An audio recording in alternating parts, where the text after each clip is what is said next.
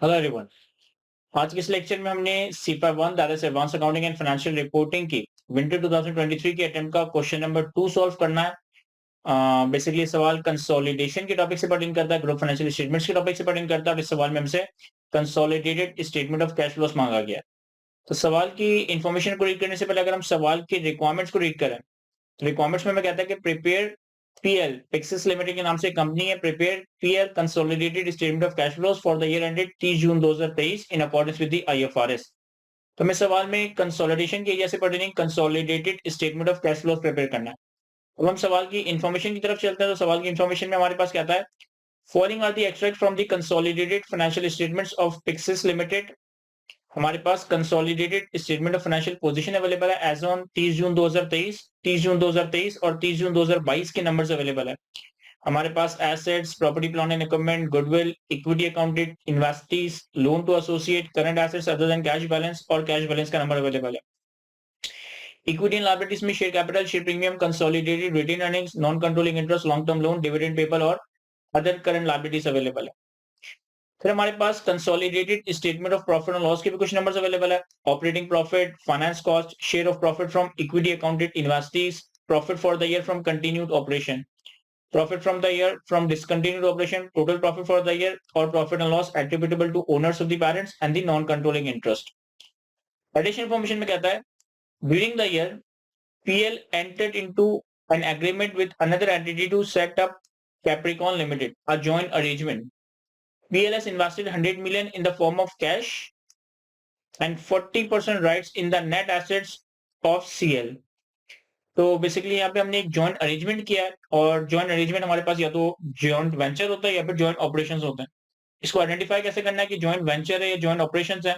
अगर हमारा investee company में राइट टू नेट एसेट्स हैं तो ये हमारे लिए जॉइंट वेंचर है, और अगर हमारा इन्वेस्टी कंपनी में right to assets and obligation to liabilities है तो ये हमारे लिए जॉइंट ऑपरेशन है। तो चूंकि यहाँ पे 40% राइट इन नेट एसेट्स की बात कर रहे हैं, यानी कि ये हमारे पास जॉइंट वेंचर है और इसके ऊपर हम इक्विटी अकाउंटिंग अप्लाई करेंगे। कहता है करंट ईयर में हमारी कंपनी ने एक दूसरी एंटिटी के साथ मिलकर एक Capricorn limited joint arrangement prepare किया। 100 मिलियन की हमने कैश इन्वेस्टमेंट की है और 40% राइट इन नेट एसेट्स हैं।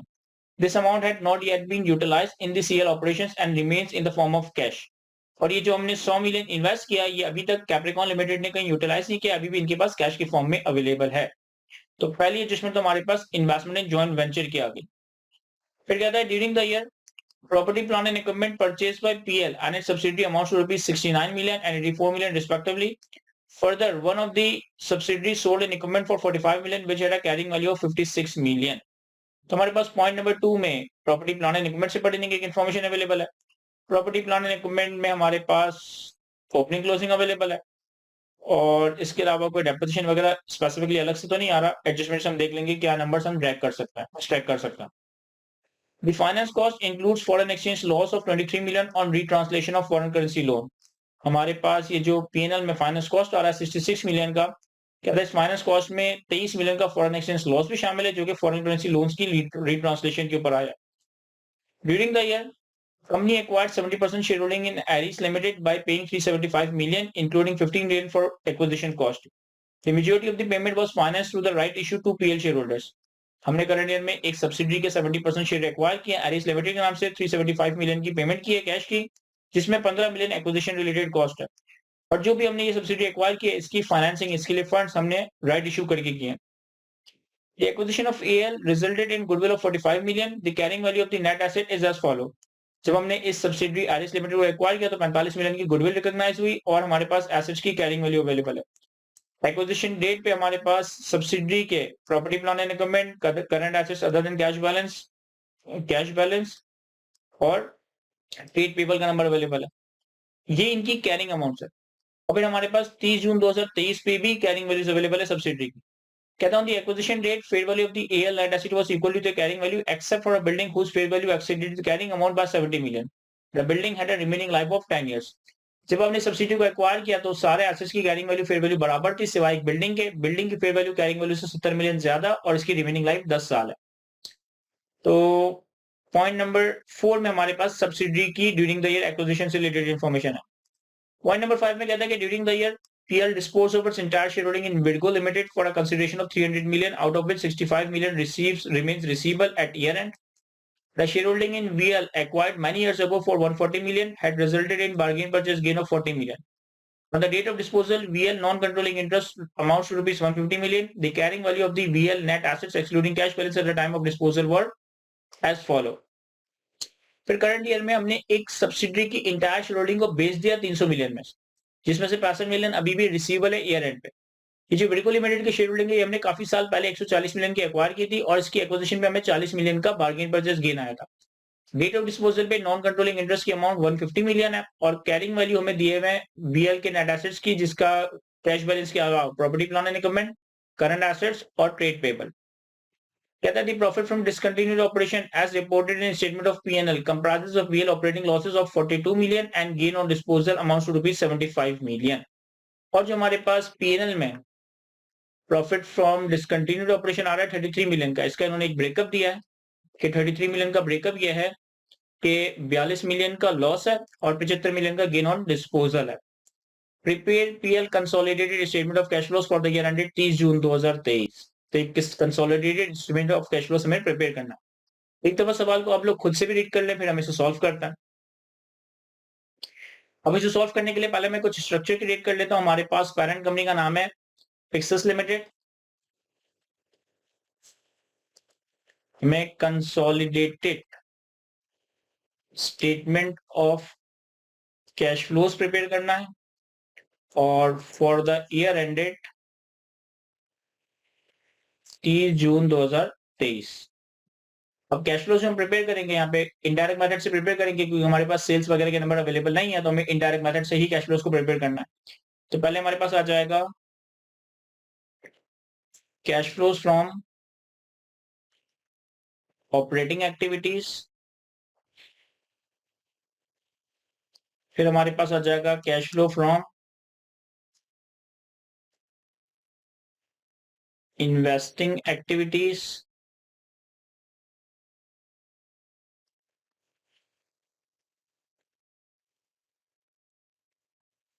और फिर हमारे पास आ जाएगा कैश फ्लो फ्रॉम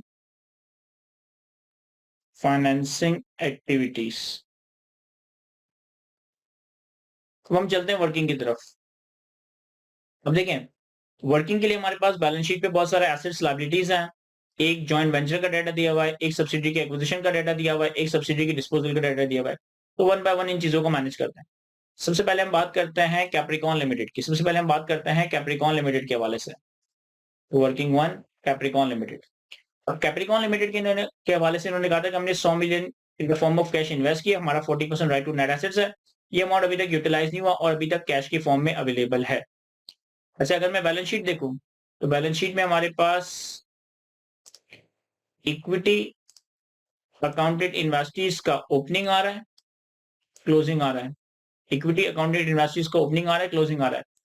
और हमारे पास share of profit from equity accounting investees आ रहा है 81 मिलियन। इसका थोड़ा सा टी अकाउंट बनाने की कोशिश करता है।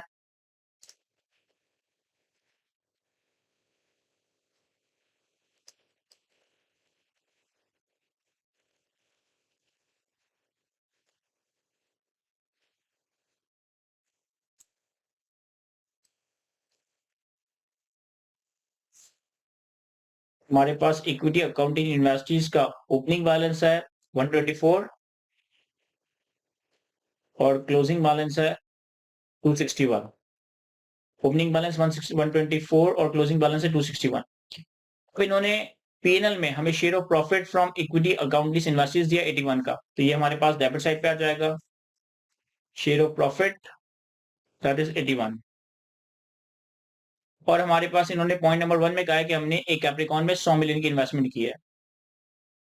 तो इन्वेस्टमेंट इन सीएल 100 मिलियन।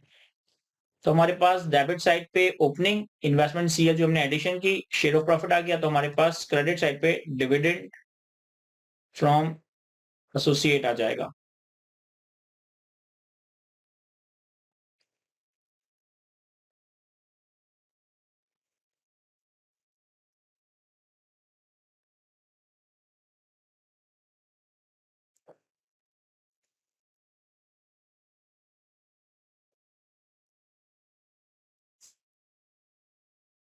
थोड़ा सा हमने इसको प्रेजेंटेबल कर दिया ताकि हमें सारी चीजें प्रॉपर्ली नजर आए। ओपनिंग आ गया, इन्वेस्टमेंट इन कैप्रिकॉन लिमिटेड आ गया, शेयर ऑफ प्रॉफिट आ गया और डिविडेंड फ्रॉम एसोसिएट में बैलेंसिंग नंबर कैलकुलेट कर लेता हूँ। 124 प्लस 100 प्लस 81 माइनस 261, तो 44 का हमने ड्यूरिंग ईयर एसोसिएट से डिविडेंड रिसीव किया। अब अगर इन नंबर को कैश फ्लोज में प्लॉट करें तो cash flow from operating activities हमारा स्टार्ट होगा प्रॉफिट बिफोर टैक्स के नंबर से। हमारे पास टैक्स की कोई इंप्लीकेशन ही नहीं है, बस प्रॉफिट फॉर द ईयर आ रहा है। प्रॉफिट फॉर द ईयर है हमारे पास 322। इसमें हम ऐड कर देंगे share of profit from associate और जेवी और share of profit from associate हम इसमें सॉरी ऐड नहीं लेस करेंगे, क्योंकि ये प्रॉफिट का नंबर है तो ऑलरेडी ऐड हुआ हुआ है पीबीटी में, इसे अंडू करने के लिए हम लेस कर देंगे। तो वो है हमारे पास 81। फिर जो हमने इन्वेस्टमेंट की कैप्रिकॉन लिमिटेड में, इसे हम इन्वेस्टिंग एक्टिविटीज में दिखा देंगे, तो investment in Capricorn limited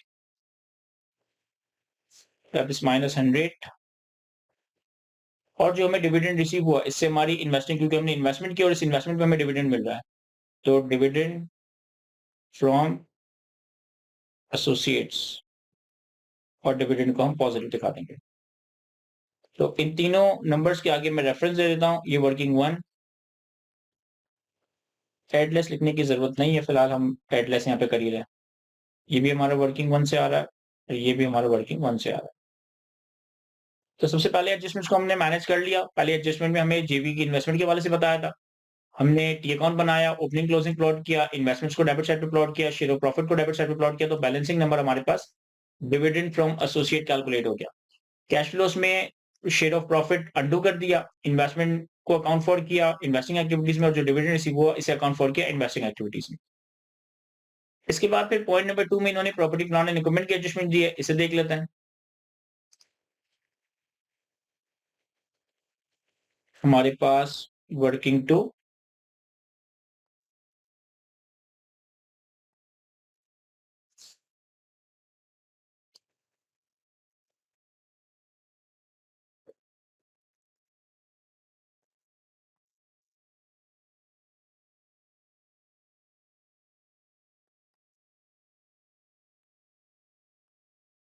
property plant and equipment. अब प्रॉपर्टी प्लांट एंड इक्विपमेंट का अगर हम टी अकाउंट बनाएं तो हमारे पास ओपनिंग क्लोजिंग हम बैलेंस शीट से ले लेंगे और जो जो चीजें रेलेवेंट है प्रॉपर्टी प्लांट एंड इक्विपमेंट के अकाउंट के लिए वो हम प्लॉट कर देंगे। प्रॉपर्टी प्लांट एंड इक्विपमेंट का ओपनिंग है हमारे पास 795, क्लोजिंग है हमारे पास 814 और बैलेंस शीट में प्रॉपर्टी प्लांट एंड इक्विपमेंट से पर्टेनिंग और कोई इन्फॉर्मेशन तो नजर नहीं आ रही, पीनल में भी कुछ ऐसा नजर नहीं आ रहा। पॉइंट नंबर 2 में इन्होंने कुछ बताया, कहते हैं during the year property plant and equipment purchase by PL and subsidies amount to rupees 69 million and 84 million respectively.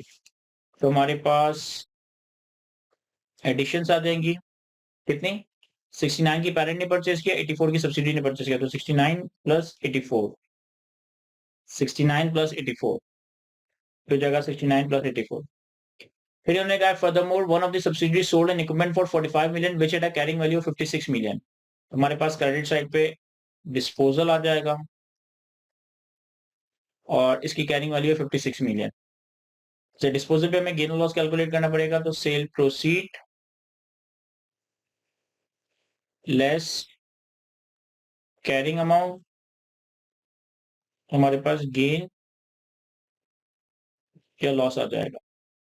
इन्होंने कहा कि जो हमने प्रॉपर्टी बेची है इसकी सेलिंग प्राइस है 45 और कैरिंग वैल्यू 56, तो 45 की सेलिंग प्राइस, कैरिंग वैल्यू 56, तो हमारे पास लॉस और डिस्पोजल आ जाएगा 11 का। अच्छा, अब जो सब्सिडी हमने ड्यूरिंग द एक्वायर या डिस्पोज ऑफ की, उनकी प्रॉपर्टी प्लांट इक्विपमेंट भी डेबिट और क्रेडिट साइड पे एडिशन में आएगा। तो हमने during the year point number 4 में एक सब्सिडी एक्वायर की थी एरिस लिमिटेड, इसकी property plant and equipment acquisition date पे थी 265, लेकिन इसमें एक 70 की फेयर वैल्यू एडजस्टमेंट थी, तो हमारे पास एरिस लिमिटेड के नाम से 265 का प्रॉपर्टी प्लांट एग्रीमेंट, इसकी कैरिंग अमाउंट प्लस 70 की फेयर वैल्यू एडजस्टमेंट। क्योंकि आप कंसोलिडेटेड बुक्स में तो सब्सिडियरी के एसेट्स को फेयर वैल्यू पे कैपिटलाइज करोगे ना, तो 265 की कैरिंग अमाउंट और 70 की फेयर वैल्यू एडजस्टमेंट, तो ये हो जाएगा 265 प्लस 70। फिर ड्यूरिंग द ईयर हमने एक सब्सिडियरी बेच दी थी विर्गो लिमिटेड, इसकी प्रॉपर्टी प्लानिंग में डिस्पोजल के वक्त थी हमारे पास 300, तो हमारे पास विर्गो लिमिटेड की प्रॉपर्टी प्लानिंग में क्रेडिट साइड पे आ जाएगा 300। अब हम इस टी अकाउंट में बैलेंसिंग डेप्रिसिएशन का नंबर कैलकुलेट कर सकते हैं। तो बैलेंसिंग कैलकुलेट करने के लिए opening plus addition plus subsidy की एक्विजिशन पे addition minus disposal minus subsidy की डिस्पोजल पे डिस्पोजल और माइनस क्लोजिंग कैरिंग अमाउंट। ये हमारे पास डेप्रिसिएशन आ गया 113 का। अब इन नंबर्स को हम कैश फ्लोज में लेकर जाते हैं। तो हमारे पास ऑपरेटिंग कैश फ्लोज में तो डेप्रिसिएशन आ जाएगा, depreciation on property plant and equipment working two. Depreciation के नंबर को अनडू करने के लिए हम ऐड कर देंगे, दैट इज 113। फिर हमारे पास जो लॉस ऑन डिस्पोजल है इसे भी हम अनडू कर देंगे, वर्किंग टू से आ रहा है, और लॉस के नंबर को भी हम ऐड कर देंगे 11। फिर इन्वेस्टिंग एक्टिविटीज में हमारे पास purchase of property plant equipment and disposal of property plant equipment, ये नंबर्स भी हमारे वर्किंग टू से ही आ रहा है। हमने एडिशन की ड्यूरिंग द ईयर, तो हमारा कैश आउटफ्लो हुआ होगा 153 मिलियन का। हमने डिस्पोजल किया तो हमारे पास सेल प्रोसीड्स रिसीव हुई होगी, दैट इज 45 मिलियन की। ये हमने प्रॉपर्टी प्लांट इक्विपमेंट के सारे एडिशंस को प्लॉट कर दिया। पहले ओपनिंग क्लोजिंग प्लॉट किया, एडिशंस को सवाल में डेटा अवेलेबल था, डिस्पोजल का सवाल में डेटा अवेलेबल था, जिस सब्सिडी को एक्वायर किया, जिस सब्सिडी को डिस्पोज ऑफ किया, बैलेंसिंग डेप्रिसिएशन का नंबर कैलकुलेट कर लिया। डेप्रिसिएशन एक नॉन कैश एक्सपेंस है, अंडू कर दिया। डिस्पोजल पे आने वाला लॉस भी अंडू कर दिया, क्योंकि हम पूरी सेल प्रोसीड्स को इन्वेस्टिंग एक्टिविटीज में दिखा रहे हैं। और जो परचेज किया है इसके कैश फ्लोज को भी अकाउंट फॉर कर दिया है। इसके बाद अब पॉइंट नंबर 3 में हमें इन्होंने फाइनेंस कॉस्ट के हवाले से कुछ बताया है। सिर्फ फाइनेंस कॉस्ट को अगर हम बैलेंस शीट पे देखें तो हमारे पास इंटरेस्ट पेबल कोई चीज मुझे दिखाई नहीं दे रही। फाइनेंस कॉस्ट एक्सपेंस तो आ रहा है 266 का, लेकिन इंटरेस्ट पेबल कुछ नहीं आ रहा। फाइनेंस कॉस्ट को हम फॉर द टाइम भी रोक देते हैं, बाद में देखेंगे फाइनेंस कॉस्ट का क्या करना है। पॉइंट नंबर 4 में हमें अब सब्सिडी का डेटा दिया हुआ है एलिस लिमिटेड, तो इससे पर्टेनिंग हमें कुछ वर्किंग करनी पड़ेगी। तो हमारे पास working 3 Eris limited. Eris limited के बारे में कहता है कि during the year company acquired 70% share holding, तो हमने इस पे 70% शेयर होल्डिंग एक्वायर किया by paying 375 million cash including 15 million for acquisition related cost. तो हमारे पास कॉस्ट ऑफ इन्वेस्टमेंट कितना है 375 माइनस 15 और एक्विजिशन रिलेटेड कॉस्ट है 15। कहता है during the year company acquired 70% shareholding in Aedes bye paying 375 including 15 million for acquisition related cost. The majority of the payment was financed through right issue of PL shares. The acquisition of AL resulted in goodwill of 45 million. The carrying value of AL net asset is as follow. हमारे पास net assets की carrying value at acquisition, net assets की carrying value at year end आ रहा है, और हमें सवाल में कहता है कि सॉरी जो इन्फॉर्मेशन में कहता है कि 70 मिलियन की फेयर वैल्यू एडजस्टमेंट है। तो मैं एक वर्किंग करता हूं, changes in net assets of L. Net assets हम एट एक्विजिशन प्लॉट करेंगे और 30 जून 23 पे प्लॉट करेंगे। अब नेट एसेट्स की कैरिंग वैल्यू में हमारे पास जो जो चीजें अवेलेबल है, या तो आप डायरेक्टली प्लॉट कर ले, इन सबको इंडिविजुअली प्लॉट करें या टोटल प्लॉट कर दें। हमारे पास गिवन कितना है 380 के एट एक्विजिशन और 405 के एट रिपोर्टिंग। इसमें फेयर वैल्यू एडजस्टमेंट आ जाएगी किसकी, बिल्डिंग की। तो बिल्डिंग की फेयर वैल्यू एडजस्टमेंट आ जाएगी 70 मिलियन की एट एक्विजिशन। रिमेनिंग लाइफ तो 10 साल है, लेकिन इन्होंने ये नहीं बताया कि हमने सब्सिडी को एक्वायर कब किया है। During the year PL acquire, during the year किस दिन एक्वायर किया, पहले दिन एक्वायर किया, 6 महीने बाद एक्वायर किया, 9 महीने बाद एक्वायर किया, कुछ बताया नहीं है, तो मैं इसको डेप्रिशिएट नहीं कर सकता। तो यानी कि ये नंबर तो मैं कैलकुलेट नहीं कर सकता कि ये नंबर कितना है। एनीवे हमारे पास नेट एसेट्स एट एक्विजिशन आ गए, हमारे पास नेट एसेट्स एट एक्विजिशन आ गए। अच्छा इन्होंने ना सवाल में हमें कहीं पे ये नहीं बताया कि हमने एनसीए को कैसे मेजर करना है, फेयर वैल्यू पे मेजर करना है या proportionate share of net assets में मेजर करना है। लेकिन सवाल में एनसीए की कहीं फेयर वैल्यू के हवाले से कोई इन्फॉर्मेशन अवेलेबल है नहीं। तो इसका मतलब है कि एनसीआई को हमने प्रोपोर्शनेट शेप में मेजर करना होगा। अब इसकी एक्विजिशन पे हमारे पास 45 की गुडविल आई है, तो जरा हम थोड़ा कैलकुलेट करें 45 की गुडविल सही है भी या नहीं। नंबर्स मेरे पास अवेलेबल है, मैं इसे कैलकुलेट कर सकता हूँ। देखो कैसे है, अगर मैं गुडविल कैलकुलेट करूँ, गुडविल कैलकुलेट करने के लिए हमारे पास कॉस्ट ऑफ इन्वेस्टमेंट्स आ जाएगा, दैट इज 360। इससे हम लेस कर देंगे fair value of net assets acquired, वो कितने हमारे पास 450 का 70%, तो ये आ जाएगा 450 का 70%। और अगर हम गुडविल कैलकुलेट करें, आई डोंट नो इन्होंने हमें क्यों बता दिए, लेकिन उन्होंने हमें बता दी हम कैलकुलेट कर भी सकते थे गुडविल, तो मैंने गुडविल का नंबर कैलकुलेट कर लिया। अब इन्फॉर्मेशन को अगर हम प्लॉट करें, देखिए सब्सिडी को एक्वायर करने के लिए, सब्सिडी को एक्वायर करने के लिए आपका टोटल जो आउटफ्लो हुआ है वो 375 का हुआ है, टोटल जो आउटफ्लो हुआ है 375 का है, लेकिन 15 रुपए की जो एक्विजिशन रिलेटेड कॉस्ट है ये आपकी ऑलरेडी एक्सपेंस आउट हो चुकी है। तो इसका मतलब है जो कैश आउटफ्लो सब्सिडी को एक्वायर करने के लिए वो है 360 मिलियन। अच्छा, जो सब्सिडी को आपने एक्वायर किया तो इसके पास ऑलरेडी 21 मिलियन का कैश था, इसके पास ऑलरेडी 21 मिलियन का कैश था। तो हमारे पास इन्वेस्टिंग एक्टिविटीज में आ जाएगा एक्विजिशन ऑफ इरीस लिमिटेड, तो 360 का कैश हमने पे किया एक्वायर करने के लिए, नेट ऑफ एक्विजिशन कॉस्ट, और सब्सिडी के पास ऑलरेडी 21 का कैश था, तो -21, तो हमारा नेट आउटफ्लो कितना हुआ 360 -21, हमारा नेट आउटफ्लो हुआ 39 का, -360 + 21, तो 360 -21 करके नेट आउटफ्लो 339 का। अच्छा, और कौन से नंबर एलिमेंट है, गुडविल कैलकुलेट हुई है, वो तो ऑलरेडी गुडविल के अकाउंट में लेके चले जाएंगे जब गुडविल का अकाउंट बनाएंगे। Net assets at acquisition available है, net assets at reporting calculate नहीं कर सकता, आई गेस इसकी फॉर द टाइम बीइंग कोई रेलेवेंस भी नहीं है। और acquisition related cost already PNL में एक्सपेंस आउट हो चुका है, माइनस हो चुका है, पे भी कर दिया, तो हमें कुछ कैश फ्लो में करने की जरूरत नहीं है। तो सब्सिडी से पर्टेनिंग एरिस लिमिटेड से पर्टेनिंग तो मेरा ख्याल है सिंपल सी इन्फॉर्मेशन है। तो यहाँ पे हम अगर इसकी एक्विजिशन की एंट्री बनाए तो हमने एक्विजिशन एंट्री क्या बनाई होगी, हमने नेट एसेट्स डेबिट किए होंगे कितने से 450 से, गुडविल डेबिट किया होगा कितने से 45 से, कैश क्रेडिट किया होगा कितने से 360 से, और एनसीआई क्रेडिट का। अब एनसीआई तो मैं बैलेंसिंग कैलकुलेट कर लूं, 450 + 45 - 360, तो एनसीआई आएगा 135। और एनसीआई एट एक्विजिशन आप ऐसे भी कैलकुलेट कर सकते हो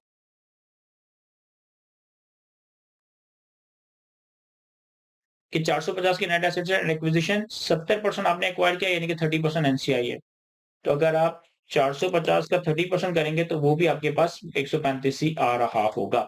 यहाँ मैंने बैलेंसिंग प्लॉट कर दिया, ये बेसिकली 145 आप 135 आप कैलकुलेट भी कर सकते हो। ये हमारी उस सब्सिडी की इन्फॉर्मेशन आ गई जो हमने ड्यूरिंग द ईयर एक्वायर किया। अब हम आते हैं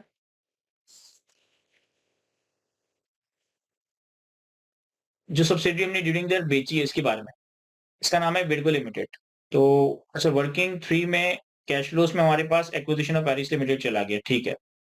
बाकी जो चीजें हैं गुडविल एनसीआई के, वो गुडविल एनसीआई वगैरह के अकाउंट में दिखेंगे। इसके बाद फिर हम आते हैं वर्किंग 4 पे, दैट इज विडको लिमिटेड। विडको लिमिटेड के बारे में क्या कहता है, कहता है ड्यूरिंग द ईयर हमने विडको लिमिटेड की इंटायर शेयर होल्डिंग बेच दी, 300 मिलियन कैश, 65 मिलियन बीबी रिसीवेबल है, तो हमारे पास डिस्पोजल प्रोसीड्स आ जाएगी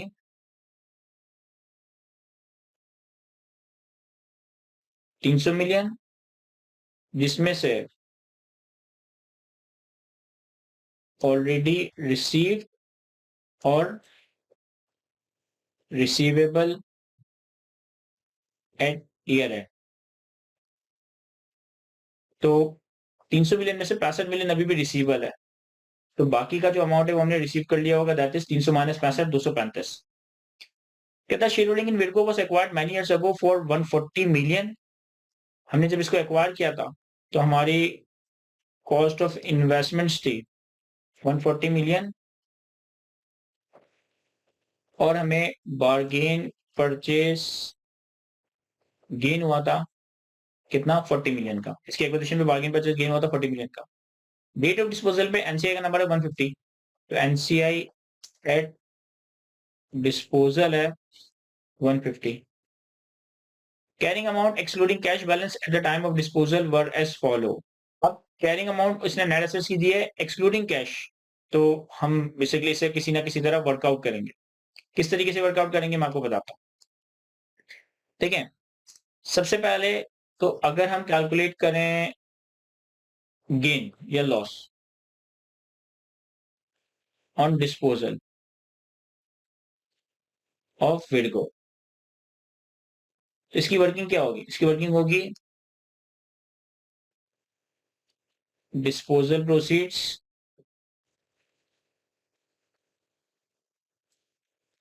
लेस नेट एसेट्स एक्सक्लूडिंग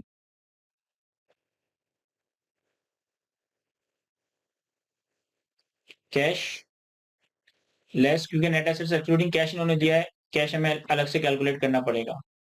ये मैं बैलेंसिंग नंबर कैलकुलेट करूंगा। तो नेट एसेट्स और कैश यानी कि टोटल नेट एसेट्स माइनस करेंगे, ऐड कर देंगे एनसीआई, तो हमारे पास गेन और लॉस ऑन डिस्पोजल आ जाएगा। अब इन्होंने क्या करा है कि डिस्पोजल प्रोसीड्स बताइए, दैट इज 300, तो 300। नेट एसेट्स एक्सक्लूडिंग कैश बताएं वो कितना है? नेट एसेट्स एक्सक्लूडिंग कैश है 340 के, तो 340।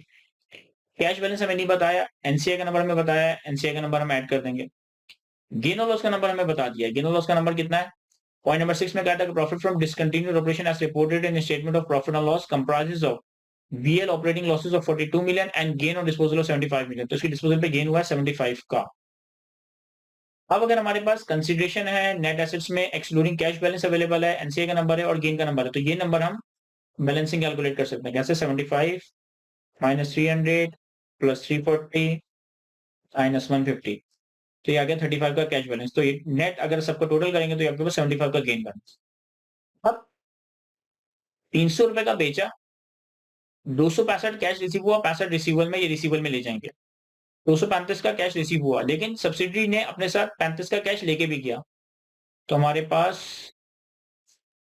डिस्पोजल ऑफ विडगो लिमिटेड, मैं रिपीट करता हूं, बेचा हमने 300 मिलियन का, लेकिन कैश कितना आया हमारे पास? सिर्फ 265 मिलियन रिसीवल है, तो 235 माइनस, जब इस सब्सिडी को बेचा तो ये अपने साथ कुछ कैश भी लेके गया। कितना कैश लेके गया? 35 का, तो 235 माइनस 35, इतना कैश हमारे पास नेट आया होगा। 235 माइनस 35, तो 200 का हमारे पास नेट कैश आया है, क्योंकि बेचते वक्त हमें 235 मिले और सब्सिडी अपने साथ 35 का कैश ले गया, तो हमारे पास नेट 200 आया। अच्छा, इसकी डिस्पोजल पे जो हमें गेन हुआ है, ये एक गेन को भी अंडू करना पड़ेगा, क्योंकि हमने पूरी सेल प्रोसीड इन्वेस्टिंग एक्टिविटीज में प्लॉट कर दिया है। तो यहाँ पे हम प्लॉट कर देते हैं gain on disposal of Widgo limited, और ये मेरे ख्याल है वर्किंग 4 चल रही है हमारी, वर्किंग 4 75 का गेन, 75 की गेन को अंडू करने के लिए मैं लेस कर देता हूँ।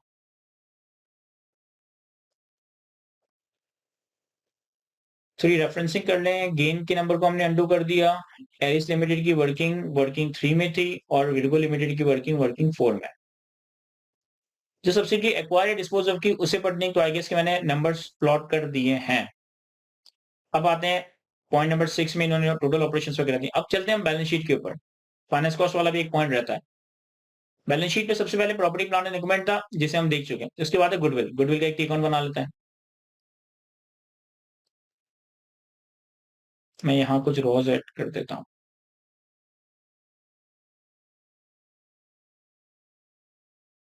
क्योंकि मैं बहुत सारे टी अकाउंट बना रहे हैं।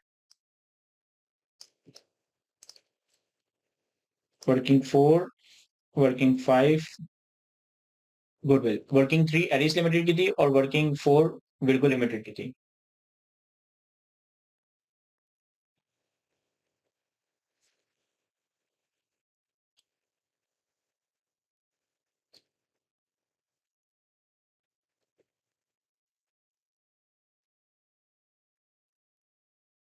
अब गुडविल का हमारे पास सवाल में ओपनिंग अवेलेबल है कितना? 136। क्लोजिंग अवेलेबल है कितना? 118। पीएनएल में अगर हम देखें कि गुडविल की इम्पेयरमेंट वगैरह को कोई नंबर नहीं दिया हुआ। अब जिस सब्सिडी को आपने एक्वायर किया था एरिस लिमिटेड, इसकी एक्विजिशन पे आपने गुडविल रिकॉर्ड की थी 45 की, तो हमारे पास डेबिट साइड पे आ जाएगा एरिस लिमिटेड, और ये आ रहा है वर्किंग 3 से 45 मिलियन की गुडविल थी इस सब्सिडी की एक्विजिशन पे। जिस सब्सिडी को बेचा, जिस सब्सिडी को हमने बेचा विर्गो लिमिटेड, तो इसकी तो बार्गेन परचेज गेन था, यानी कि कोई गुडविल रिकॉर्डेड नहीं थी, तो डिस्पोजल के बाद कोई गुडविल क्रेडिट साइड पे नहीं आएगा। ओपनिंग आ गया, एरिस लिमिटेड आ गया, क्लोजिंग आ गया। जो बैलेंसिंग है वो हमारे पास इम्पेयरमेंट होगा। इम्पेयरमेंट का नंबर हम बैलेंसिंग कैलकुलेट कर लेते हैं। 136 प्लस 45 माइनस 118, तो ये आ गया 63। गुडविल की इम्पेयरमेंट एक नॉन कैश एक्सपेंस है, तो ऑपरेटिंग कैश फ्लोज में हम ऐड कर देते हैं इम्पेयरमेंट ऑफ गुडविल वर्किंग 5। ये कितना हमारे पास 63। गुडविल के बाद हमारे पास अगला टी अकाउंट है investee equity and accounting investee, हम कर चुके हैं। Loan to associate, loan to associate का कोई एडजस्टमेंट नहीं थी, ओपनिंग 0 था, क्लोजिंग 40 है, यानी कि हमने ड्यूरिंग द लोन दिया, इसे आप डायरेक्टली इन्वेस्टिंग कैश फ्लोज में ले जाएं, क्योंकि एसोसिएट को लोन दिया तो इन्वेस्टमेंट की है। लोन टू एसोसिएट, क्लोजिंग 40 है, ओपनिंग 0 था, तो 40 का हमने ड्यूरिंग द लोन दिया, और 40 का ड्यूरिंग द लोन दिया, तो 40 का नेगेटिव कैश फ्लो। इसके बाद current account other than cash balance आ रहा है, इसके हमें टी अकाउंट बनाना चाहिए, बनाना पड़ेगा।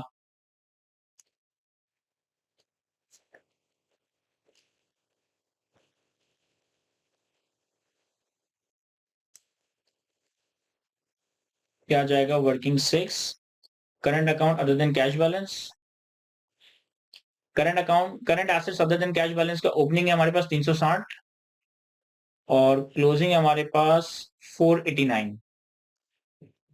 ड्यूरिंग द ईयर हमने एक सब्सिडी एक्वायर की, तो हमने जो सब्सिडी एक्वायर की इसका current assets other than cash कितना आया, 152। हमारे पास एरीज लिमिटेड 152 डेबिट साइड पे, 152 डेबिट साइड पे, ये हमारे पास एक्विजिशन डेट पे एरीज लिमिटेड के current assets other than cash 152 थे। फिर ड्यूरिंग द ईयर जो आपने सब्सिडी बेची इसके करंट एसेट्स कितना है, 120 के, तो क्रेडिट साइड पे विर्गो लिमिटेड कितना है हमारे पास, 120। तो ओपनिंग क्लोजिंग प्लॉट किया, एडिशन जो सब्सिडी की थी उसके करंट एसेट्स प्लॉट किए, क्रेडिट साइड पे जो सब्सिडी बेची उसके करंट एसेट्स प्लॉट किए।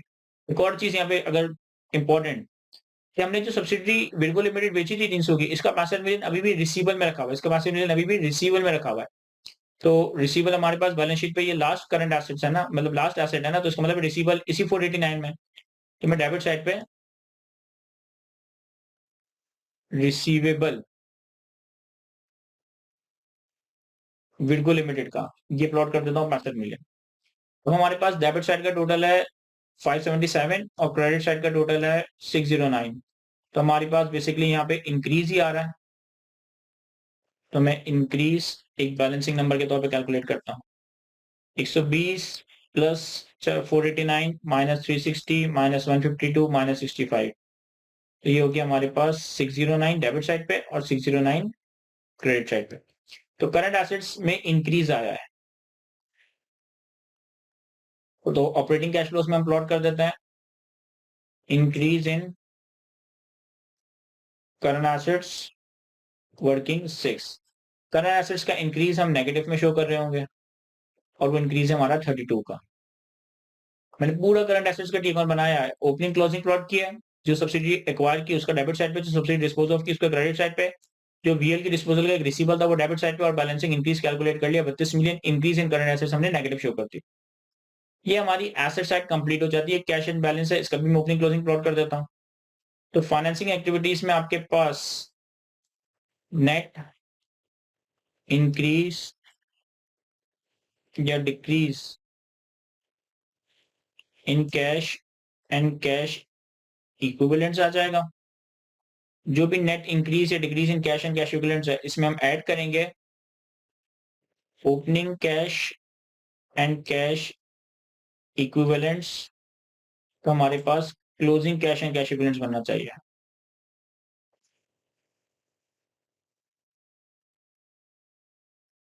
हमारे पास opening cash and cash equivalents का नंबर है 75 और closing cash and cash equivalents का नंबर है 142। अब आते हैं हम इक्विटी एंड लायबिलिटीज में। इक्विटी एंड लायबिलिटीज में मैं रिवर्स ऑर्डर में चलता हूँ। सबसे पहले आ रहा है हमारे पास अदर करंट लायबिलिटीज, तो वर्किंग 6 आई है,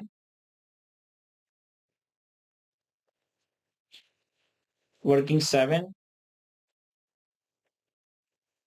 other current liabilities,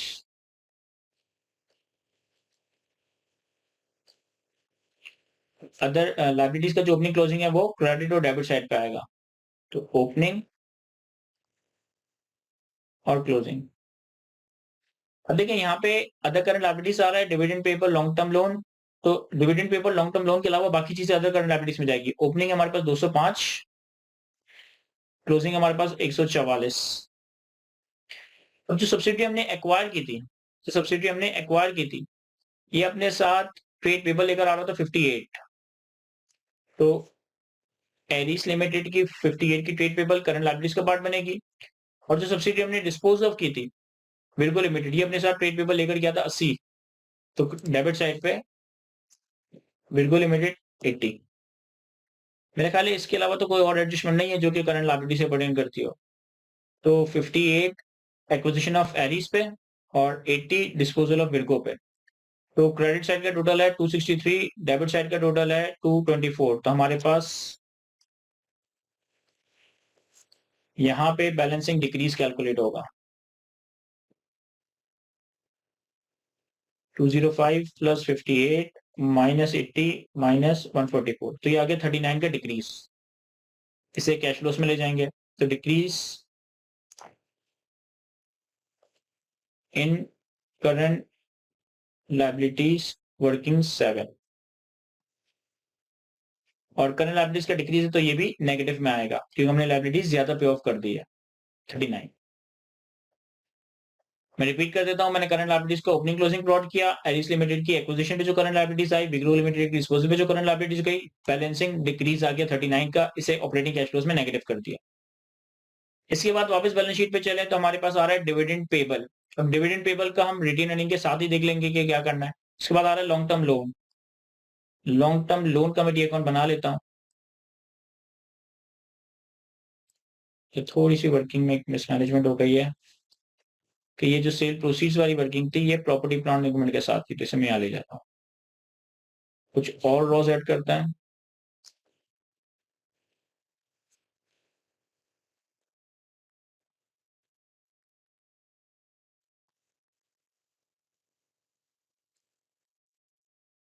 dividend payable को हम रिटेन अर्निंग के साथ देख लेंगे।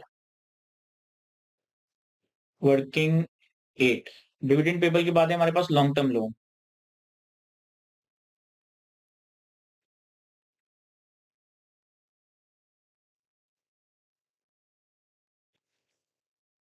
लॉन्ग टर्म लोन का हमारे पास ओपनिंग है 98, क्लोजिंग है हमारे पास 188। सिर्फ लॉन्ग टर्म लोन में इन्होंने एक एडजस्टमेंट बताई थी हमें कि हमारे पास पीएनएल में जो फाइनेंस कॉस्ट आ रहा है ना 66 का, इसके बारे में पॉइंट नंबर 3 में कहा था कि the finance cost includes foreign exchange loss of 23 million on retranslation of foreign currency loss. तो 23 मिलियन का फॉरेन एक्सचेंज लोन है फॉरेन करेंसी लोन पे। तो इसका मतलब है कि एफसीवाई लॉस कितना, एफसीवाई लॉस कितना था हमारे पास 23 मिलियन का। तो इसे मैं क्रेडिट साइड पे दिखा देता हूँ क्योंकि लॉस डेबिट हुआ होगा, लोन क्रेडिट हुआ होगा, लॉस डेबिट लोन क्रेडिट। अच्छा, अगर कैश फ्लोज में जाए तो कैश फ्लोज में हमारे पास जो भी फाइनेंस कॉस्ट है इसे मैं अंडू कर देता हूं ऑपरेटिंग एक्टिविटीज में। वो कितना है 66, 66 से मैं अंडू कर देता हूं। और जो हमने फाइनेंस कॉस्ट पे की है इसे हम फाइनेंसिंग एक्टिविटीज में भी दिखा सकते हैं, ऑपरेटिंग एक्टिविटीज में दिखा सकते हैं। ज्यादा बेहतर है कि फाइनेंस एक्टिविटीज में दिखा दें। तो फाइनेंस कॉस्ट पेड। अब इंटरेस्ट का कोई ओपनिंग क्लोजिंग नहीं है, इंटरेस्ट पेबल का कोई ओपनिंग क्लोजिंग नहीं है, तो इसका मतलब है कि 66 ही हमने पे किया है। लेकिन 66 में से 23 तो हमारा फॉरेन एक्सचेंज लॉस था, 66 में से 23 तो फॉरेन एक्सचेंज लॉस था। तो नेट फाइनेंस कॉस्ट कितनी है 66 माइनस 23। तो ये आ जाएगा हमारे पास 66 माइनस 23, माइनस 63 प्लस 23 कर दिया ताकि 63 माइनस 23 नेट हमने 43 का फाइनेंस कॉस्ट पे किया है। और फाइनेंस कॉस्ट को हमने as a non cash expense यहाँ पे अंडू कर दिया। अब लॉन्ग टर्म लोन के डी अकाउंट में ओपनिंग क्लोजिंग प्लॉट किया और फॉरेन करेंसी लोन के ऊपर फॉरेन एक्सचेंज लॉस का भी कुछ इंपैक्ट आया। तो अब जो बैलेंसिंग है वो हमने न्यू लोन लिया, लोन टेकन। ये कितना है 98, सॉरी 188 माइनस 98 माइनस 23। तो हमने ड्यूरिंग द ईयर 67 का और लोन लिया। तो इसे हम इन्वेस्ट फाइनेंसिंग एक्टिविटीज में ले जाते हैं। Long term loan obtained working 8, yes working 8। तो जो लोन लिया इससे हमारे पास पैसे आए, कितने पैसे आए? 67। इसके बाद फिर हमारे पास बैलेंस शीट पे अगला डी अकाउंट है non current assets, non controlling interest का, ये भी बना लेते हैं।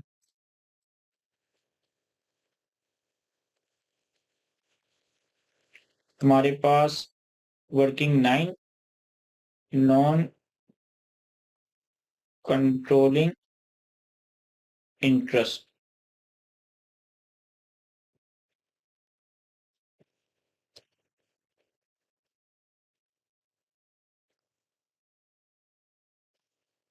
नॉन कंट्रोलिंग इंटरेस्ट का हमारे पास ओपनिंग है 268, क्लोजिंग है 291। ठीक है, ओपनिंग क्लोजिंग आ गया 268 और 291। हमारे पास जो प्रॉफिट एट्रीब्यूटेबल टू एनसीआई है वो है 81। तो प्रॉफिट फॉर द ईयर जो एनसीआई का हिस्सा है वो कितना है हमारे पास? 81। ड्यूरिंग द ईयर हमने एरिस लिमिटेड को एक्वायर किया तो इसकी एनसीआई आई, और ड्यूरिंग द ईयर हमने विडको लिमिटेड को डिस्पोज ऑफ किया तो इसकी एनसीआई गई। तो एरिस लिमिटेड की एनसीआई हमने कैलकुलेट की थी मेरे ख्याल है 135, ये रहा 135। और विडको लिमिटेड की एनसीआई एट डिस्पोजल इन्होंने सवाल में बताई थी 150, मुझे याद आ रहा है, तो 150। क्रेडिट साइड का टोटल है हमारे पास 484 और डेबिट साइड का टोटल है हमारे पास 441। तो इसका मतलब है हमने कुछ डिविडेंड एनसीआई को पे किया है। तो डिविडेंड टू एनसीआई ये आ जाएगा 268 प्लस 81 प्लस 35 माइनस 150 माइनस 291, 43 का हमने डिविडेंड एनसीआई को पे किया। ये मैंने बैलेंस से कैलकुलेट कर लिया। अब डिविडेंड को मैं कैश फ्लो में नहीं ले जाता क्योंकि हमारे पास डिविडेंड पेबल का पूरा एक अलग लाइन आइटम आ रहा है, तो हम इनके साथ डिविडेंड पेबल को भी मैनेज करेंगे। हमारे पास कौन कौन से टी अकाउंट रहेगा? शेयर कैपिटल, शेयर प्रीमियम और कंसोलिडेटेड अर्निंग्स। इन तीनों को मैं एक साथ ही बना लेता हूँ।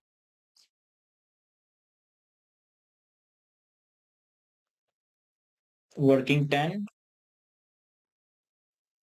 डिविडेंड पेबल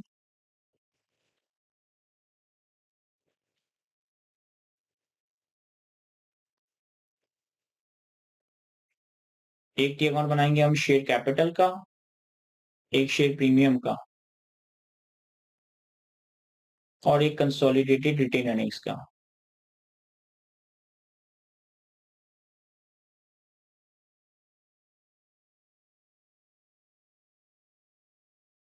यह आ जाएगा वर्किंग 11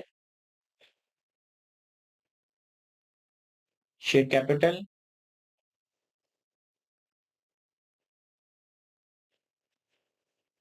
यह आ जाएगा वर्किंग 12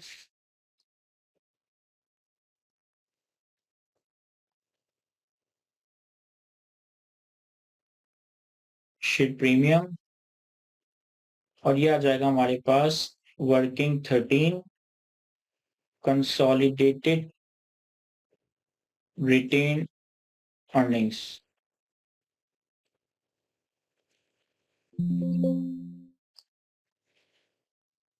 हमारे पास डिविडेंड पेबल का ओपनिंग क्लोजिंग कितना है? डिविडेंड पेबल का ओपनिंग 4, क्लोजिंग है 16, तो 4 और क्लोजिंग 16। शेयर कैपिटल का ओपनिंग क्लोजिंग, शेयर कैपिटल का ओपनिंग क्लोजिंग है 650 और क्लोजिंग है हमारे पास 734। शेयर प्रीमियम का ओपनिंग है 0, क्लोजिंग है 121, तो 0 और 121। कंसोलिडेटेड रिटेन अर्निंग ओपनिंग है 265 और क्लोजिंग है हमारे पास 370। अब देखें कंसोलिडेटेड अर्निंग्स में हमारे पास profit for the year parent का जो प्रॉफिट है वो आएगा। ये हमारे पास पीएनएल में अवेलेबल है कि प्रॉफिट एट्रीब्यूटेबल टू ओनर कितना है? 241। अब रिटेन अर्निंग्स का ओपनिंग है, प्रॉफिट का नंबर अवेलेबल है और क्लोजिंग है, तो बैलेंसिंग हमारे पास dividend to parents share holder, ये हम बैलेंसिंग कैलकुलेट कर लेते हैं। 265 प्लस 241 माइनस 370, ये आ गया 136। तो 136 का डिविडेंड पे किया है पेरेंट के शेयर होल्डर्स को, डिक्लेयर किया और 43 का डिविडेंड, तो ये दोनों डिविडेंड्स हम ले जाते हैं डिविडेंड पेबल के अकाउंट में।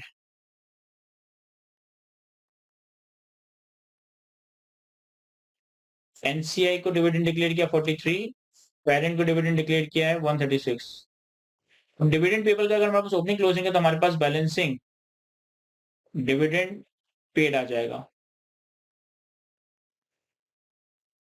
और ये हमारे पास 4 प्लस 43 प्लस 136 माइनस 16, तो डिविडेंड पेड आ गया हमारे पास 167 वर्किंग 10। इसे मैं फाइनेंसिंग कैश फ्लोज में ले जाता हूं। डिविडेंड पेड कौन सी वर्किंग थी, है वर्किंग 10, और जो डिविडेंड पे किया ये नेगेटिव आ जाएगा, तो डिविडेंड हमने पे किया 167 का। इसके बाद शेयर कैपिटल और शेयर प्रीमियम के अकाउंट में हमारे पास जो भी है वो शेयर्स इशू होंगे, तो कैश बैलेंसिंग, यहाँ भी कैश बैलेंसिंग, यहाँ हमारे पास बन रहा है बैलेंसिंग 734 माइनस 650, और यहाँ हमारे पास बन रहा है बैलेंसिंग 121 बैलेंसिंग बनेगा क्योंकि ओपनिंग जीरो है। अब 84 और 121 के हमने शेयर्स इशू किए, तो हमारे पास इन्वेस्टिंग एक्टिविटीज में शेयर्स इशू ये आ रहा है हमारे पास वर्किंग 11 और वर्किंग 12 से, वर्किंग 11 एंड वर्किंग 12। मैं सारी वर्किंग को प्रॉपर रेफर भी कर रहा हूँ। तो शेयर कैपिटल में हमारे पास जो शेयर्स इशू किए थे दैट वाज 84 प्लस 121, 84 प्लस 121, ये आ गया हमारे पास 205। मेरा ख्याल है मैंने सब कुछ मैनेज कर लिया है, सारी चीजें प्लॉट कर दी है। नहीं की होगी तो हमारा कैश फ्लो स्टाई नहीं करेगा। देख लेते हैं, अगर हम इस कैश फ्लो को थोड़ा सा प्रॉपर्ली प्रेजेंट करें तो ये आ जाएगा चेंज इन वर्किंग कैपिटल,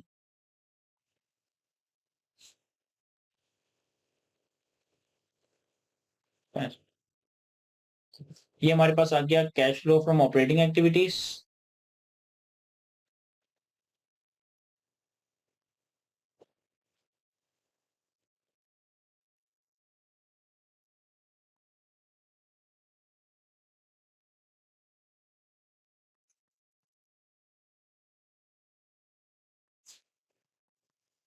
ये हमारे पास आ गया cash flow from investing activities,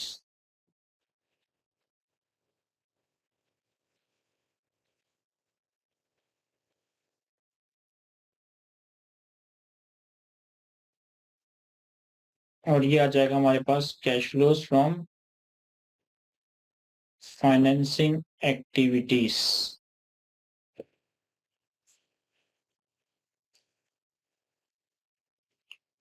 अब अगर हमने सब कुछ सही किया है तो ऑपरेटिंग एक्टिविटीज का 348 प्लस सॉरी माइनस 343 और 62, ये आगे 67, और 67 और 75 को हम ओपनिंग ऐड कर दें तो एग्जैक्ट हमारे पास क्लोजिंग 142 बन रहा है। 67 प्लस 75 ओपनिंग कैश था, तो हमारे पास क्लोजिंग 142 रिकंसाइल कर रहा है। तो यहाँ तक हमारा फाइनली ये सवाल कंप्लीट हुआ जाता है, और पहली अटेम्प्ट में हमसे एक तरीके से रिकंसाइल भी हो गया कि हमने net increase and decrease in cash calculate किया, ओपनिंग ऐड किया, तो हमारे पास क्लोजिंग कैश इन कैश बन गया। सारे नंबर्स को मैंने प्रॉपर्ली रेफर किया है अपनी वर्किंग से, और यहाँ तक हमारे सवाल कंप्लीट हुआ जाता है। आई होप कि मैं सारी चीजें आपको अच्छे से एक्सप्लेन कर सका हूँ। आज की इस गुफ्तगू को हम यही तक रखते हैं। Thank you.